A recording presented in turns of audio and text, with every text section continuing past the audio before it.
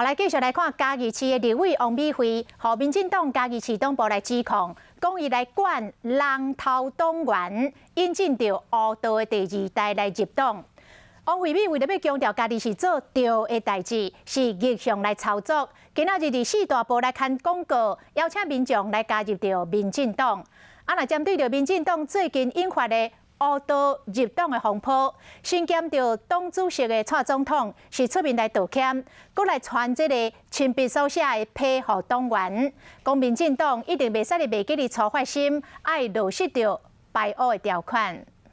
让不适格的党员进入党的机制，不仅造成社会的纷扰，也辜负了我们支持者的期待，我感到十分的抱歉。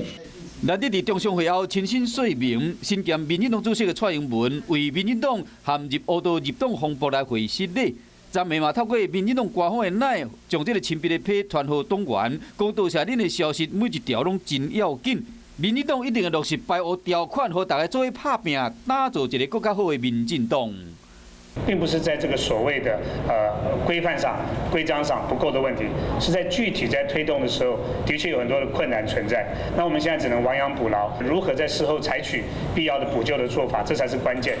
英国立委王美惠邀请规千人入党，和民进党嘉义市党部质疑讲有人头党员的问题，名单甚至有乌道的主女。王美惠伫今日呢，伫四大报刊广告，邀请民众加入民进党。因为小英咧讲，